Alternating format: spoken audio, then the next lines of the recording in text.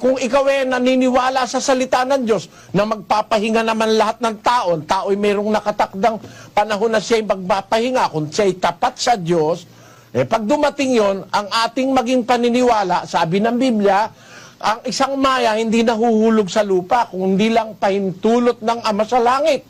Lalo naman yung tao na naglilingkod sa Diyos, hindi ka mamamatay kung hindi ipinahihintulot ng Diyos. Pahintulot na ng Diyos yun. Kaya nga merong isang kapatid tayo na lumapit sa akin, Bradley, gusto ko ikang magdemanda bakit ka ako? Kasi yung nanay ko, meron siyang rayuma. Niresitahan ng doktor sa Malolos. Ang inireseta ba naman yung pain reliever, yung Celebrex. Pinainom yung nanay ko 3 times, 4 times a day. Ang ginawa ng nanay ko, 3 times, 4 times a day, umiinom para wag niyang maramdaman yung Naku, kakuyang Celebrex, napakasama niyan. Sisirain niya ng bato mo. Nung nakakaisang linggo na raw yung matanda, rayuma lang Ang pinainom ba naman ng doktor sa Malolos ng Celebrex, sunod-sunod, magdadalawang linggo, nagkaroon ng kidney failure. Ayaw ngayong mag-function ng bato. Hindi na ngayon makagula pa yung matanda.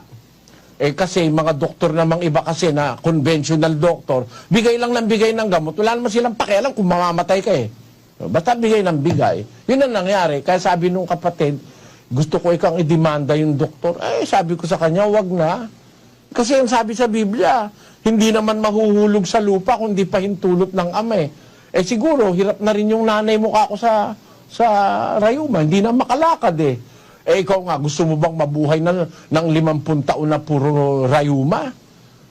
Kaya yung mga tao gusto mabuhay 1,000 taon. Kung meron kang rayuma 1,000 taon, ako hindi mo matitiis yun. Talagang yung kamatayan, pagpapahinga yan. Lalo na kung isang tao ay matuwid o gumagawa ng mabuti. Yan ay pagpapahinga. At pag ang isang taong matuwid ang namamatay, alam nyo nararamdaman ng Diyos. Kaya nga dapat yun din ang maramdaman natin Kaya lang, baliktad sa mga Katoliko Baliktad Huwag ka naman magagalit ang Katoliko. Sa Biblia, sabi sa 116:15, ganito po ang nakasulat. Mahalaga sa paningin ng Panginoon ang kamatayan ng kanyang mga banal. Maliwanag ito. Mahalaga sa Panginoon ang kamatayan ng kanyang mga banal. Kaya nung patayin si Juan Bautista, maaaring nalulungkot yung mga tao, pero sa Diyos, mahalaga yun. Sabi ng Biblia, mahalaga sa paningin ng Panginoon ang kamatayan ng kanyang mga banal. Kaluguran pa sa Diyos yung kamatayan ng kanyang banal Dito, pagkakasulat mahalaga Pero, alam nyo, ang Diyos pagka namamatay yung kanyang mga banal, yung kanyang mga anak, mahalaga sa Diyos yun. Yun basahin natin na Ezekiel 33:11. Sabihin mo sa kanila, buhay ako, sabi ng Panginoong Diyos. Wala akong kasayahan sa kamatayan ng masama. Sabi ng Diyos, wala akong kasayahan sa kamatayan ng masama. Ano ibig sabihin nun? Di pag ang mamamatay mabuti, natutuwa ang Diyos. Bakit? Pinagpahinga ka na niya Yun ang, tayo naman, pagka namamatay, nako, palaho na walang katigil-tigil. Kaya kung minsan masasabi ko, yung iba, kaano na lang kaplastika na lang, para bang yung pagpapaimbabaw na lang, na pag may nakakakita nag-iiyak. Pero nung yung kanyang tatay o nanay niya nahihirapan hindi man niya malingap merong ganon. Pero alam niyo mga kapatid, sa iglesia ng Diyos, ang ating pananalig, kung ang taong namatay ay isang taong matuwid, mahalaga sa Diyos yung kamatayan niya, kaluguran ng Diyos yun. Dahil kumbaga sa graduation, graduate na siya.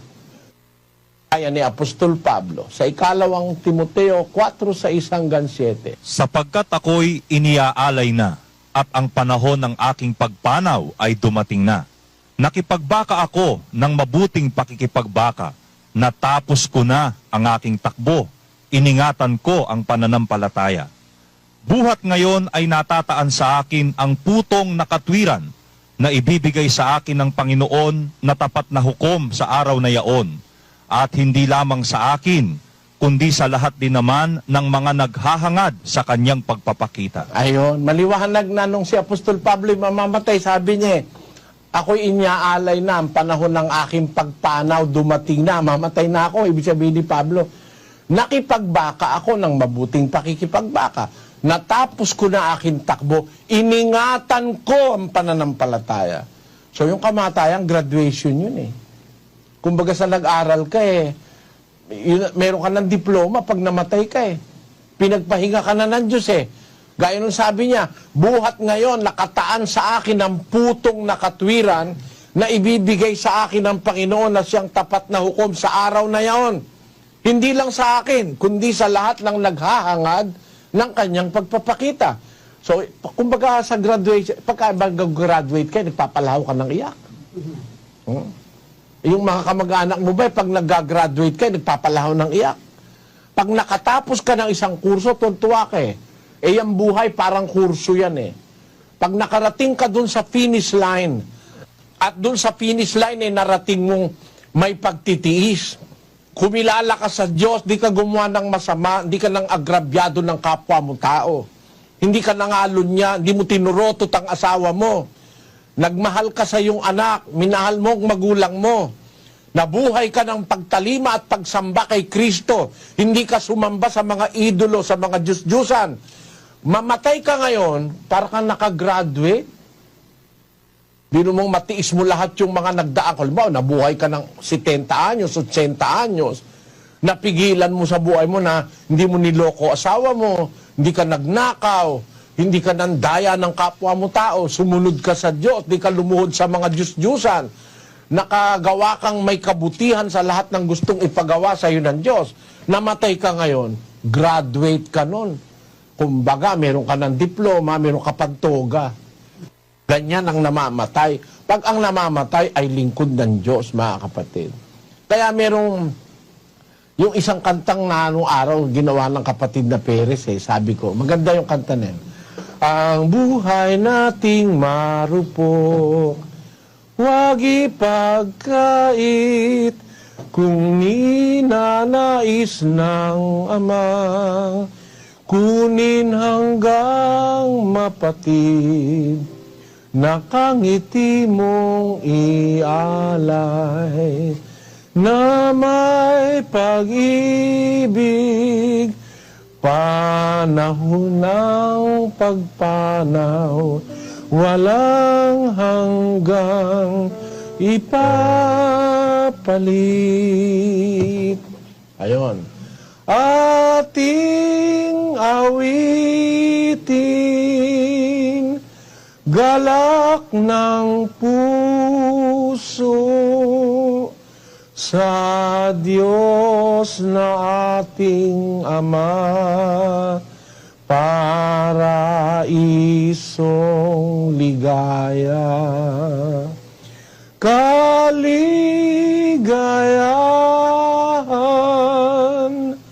ating ialay, ang buhay na papanaw, Ama, ay sumaiyo na. Ayan.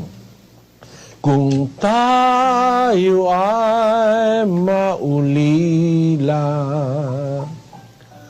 at lumuluha, ang puso ay nadudurog sa tindi ng dalita.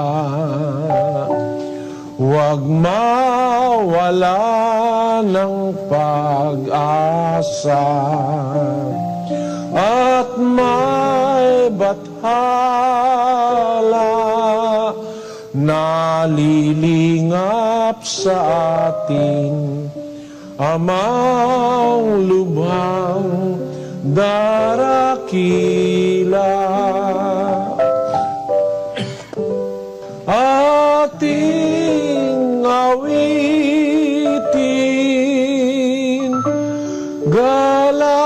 Hawak ng puso sa Diyos na ating Ama, paraisong ligaya, kaligayahan ating ialay, ang buhay na papanaw, Ama, ay sumaiyo na. Wala ka namang magagawa eh. Kung gusto lang kunin ng Diyos yung ipinahiram na buhay sa'yo, di ka naman pwedeng tumutol.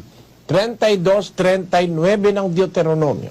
Tingnan ninyo ngayon na ako, sa makatwid bagay ako nga at walang Diyos sa akin. Ako'y pumapatay at ako ang bumubuhay. Ako'y sumusugat at ako'y nagpapagaling at walang makaliligtas sa aking kamay. Yan ang garantiyang may Diyos eh. Walang makakaligtas sa kamay ko. Maniwala ka't hindi, pati ateista namamatay eh. Ako'y bumubuhay, ako'y pumapatay. Ako'y sumusugat, sabi ng Diyos, ako'y nagpapagaling. Walang makaliligtas sa aking mga kamay. Kaya hindi tayo pwedeng magmalaki sa Diyos eh. Dadating at dadating yung araw na tayo mamamatay. Pero bago dumating yon, may atas, ang Biblia sa atin may atas. Samantalang tayo may pagkakataon, gumawa tayo ng mabuti sa lahat ng mga tao, lalo na sa kasambahay ng pananampalataya. Kasi po, hindi lahat ng pagkakataon ay maigagawa natin ng mabuti ang ating mga sarili. Merong pagkakataon na hindi ka na po pwede, hindi ka na makakilos, hindi ka na halos makapagsalita. Darating po kasi yon sa buhay ng tao. Huwag nating pag-alinlangan ng darating yon. Kaya kailangan habang may buhay pa tayo, meron pa tayong lakas, gumawa tayo nung ipinagagawa ng Diyos. Meron kasi tayong tungkulin, kaya tayo nilikha ng Diyos dun sa 12 ng Ecclesiastes, Kapitulo 13 hanggang 14. Ito ang wakas ng bagay. Lahat ay narinig. Ikaw ay matakot sa Diyos at sundin mo ang kanyang mga utos, sapagkat ito ang buong katungkulan ng tao. Ayon, ito ang buong katungkulan ng tao. Bakit? Tuloy. Sapagkat dadalhin ng Diyos ang bawat gawa sa kahatulan, pati ng bawat kubling bagay, maging ito'y mabuti o maging ito'y masama. Ayon, napakaliwanag, mayroong paghuhukom. Dadalhin ng Diyos ang bawat gawa sa kahatulan. May paghatol po eh. Kaya kailangan habang nabubuhay ka at bago ka mamatay, gumawa ka na nung ipinagagawa ng Diyos. Kasi hahatulan ka eh. Wala namang makakatakas dun eh. Pakinggan nyo sa 9:27 ng Ebreo.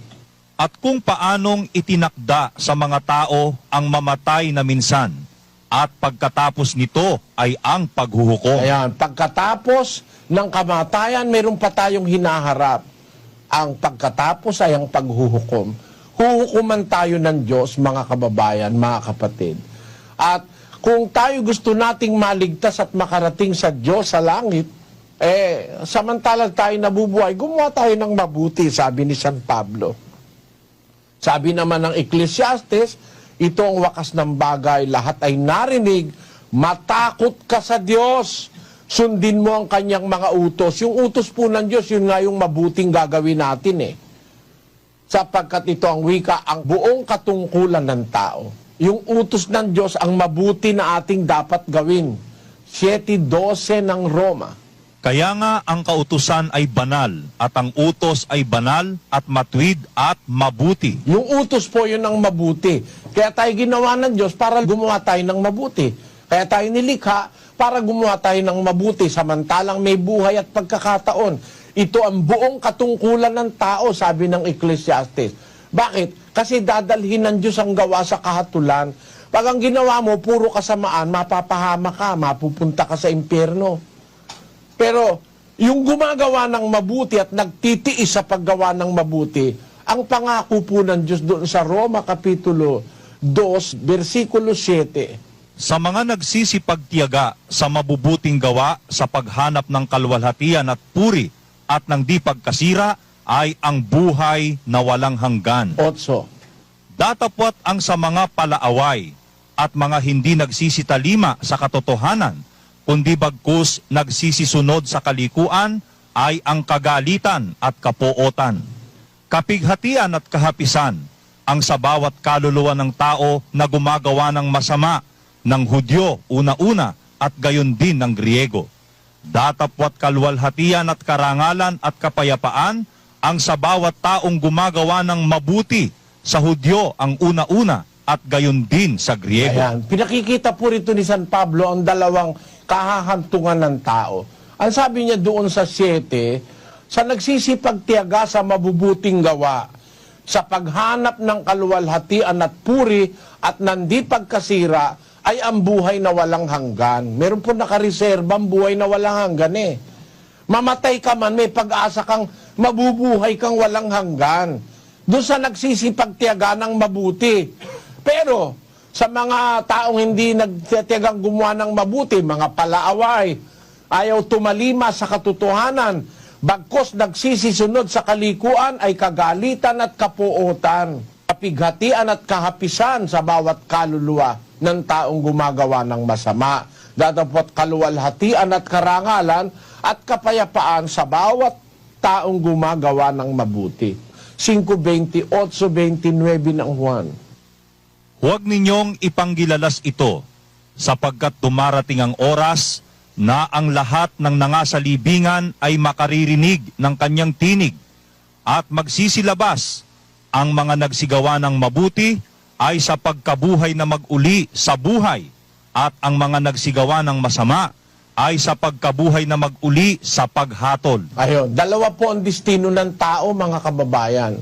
Sabi ng Panginoong Hesukristo, huwag niyong ipanggilalas ito, huwag kayong mawala ng pagpaniniwala. Darating ang oras, lahat ng nasa libingan makakarinig ng kanyang tinig. Lalabas ang gumawa ng mabuti sa pagkabuhay na maguli sa buhay. At ang nagsigawa ng masama sa pagkabuhay na maguli sa parusa o sa paghatol. Kaya po dalawa ang destino ng tao eh. Dahil dito, dapat bago pa tayo mamatay, magsikhay na tayo sa paggawa ng kabutihang itinuturo ng Diyos. At yung kabutihan, yun po yung kanyang utos. Ang kautusan ay banal, matuwid at mabuti. Susunod tayo sa utos. Yung utos, ang pagsunod sa utos, ang buong katungkulan ng tao. Bakit? Dadalhin ng Diyos ang tao sa kahatulan eh. Wala ngang makakaano nun eh. At sa baliniho sapat. Sabi sa pasyon, ang Katoliko, binabasa yan eh. Kuminsan di lang iniintindig mabuti. Hihipan yaong pakakak na ipupukaw sa lahat. Ang anghel ay magtatawag, ito ang ipangungusap.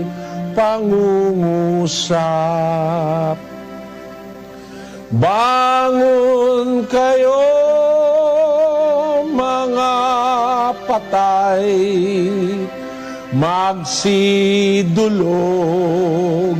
kayong tunay sa mataas na hukuman, nyaong sumakop sa tanan, haring makapangyarihan. Ayan, nasa pasyon po yan. Binabasa yan pag Abril eh. O kaya Marso. Ganun. Pag mahal na araw. Ang tao pa lang ng patay, sabi sa pasyon, bangon kayo mga patay, magsidulog kayong tunay sa mataas na hukuman. Diyan naghuhukuman ng tao eh. Kaya nga kailangan matakot ka eh. Pag puro kasamaan ng ginawa mo, pagdating ng paghuhukom eh, katakot-takot na hirap yung mararanasan mo sa impyerno. Samantalang gumawa ka ng mabuti, mabubuhay ka naman ng walang hanggang buhay sa piling ng Ama.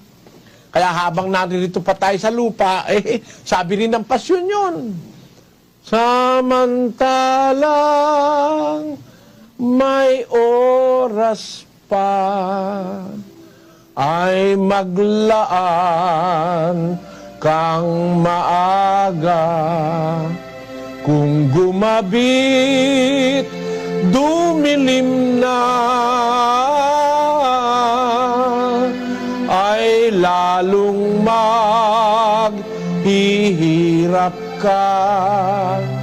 Gumaway nga pa. Ayun. Kaya sabi, samantalang may oras pa, yun ang sinasabi sa Biblia. Kasi ang pasyon po, yung ibang bahagi diyan kinuha sa Biblia ni Padre Mariano Pilapil. Ginawang parang patula, nilapatan naman ng musika. Kaya yan ngayon ang napapagkatuwa ang basahin pag mahal na araw ng Katoliko. Pero binabasa lang yan, hindi naman iniintindi. May mga Katoliko nga, hindi naniniwalang mabubuhay siya uli. Samantalang kung iniisip mo nasa pasyon, samantalang may oras pa, maglaan kang maaga. Kung gumabit dumilim na, lalo maghihirap ka, gumaway nga pa. Lalo na kung namatay ka na. Bakit? Walang magagawang tunay ang namatay mong katawan. Palibhasa'y lupa lamang, sa abang-aba mo naman. Kung ika'y walang sinimpan, samantalang may hininga, at ika'y na bubuhay pa. Baka akala ng mga kapitbahay si Mana Santa na. Pagpaumanin niyo po. Binabasa ko lang yung pasyon para patunayan sa inyo na ito talaga nasa Biblia, ito pinaniniwalaan ito ng mga matatandang Katoliko. Kaya lang hindi itinuturo sa kanila. Samantalang may hininga, at ika'y na bubuhay pa, ay maglaan kang maaga. Sukat mong ikaginhawa ng gamit mo na. Ayun. Samantalang may oras pa pala dapat Yun yung sinasabi sa Biblia, samantalang tayo may pagkakataon, gagawa na tayo nung ipinagagawa ng Diyos na kabutihan kasi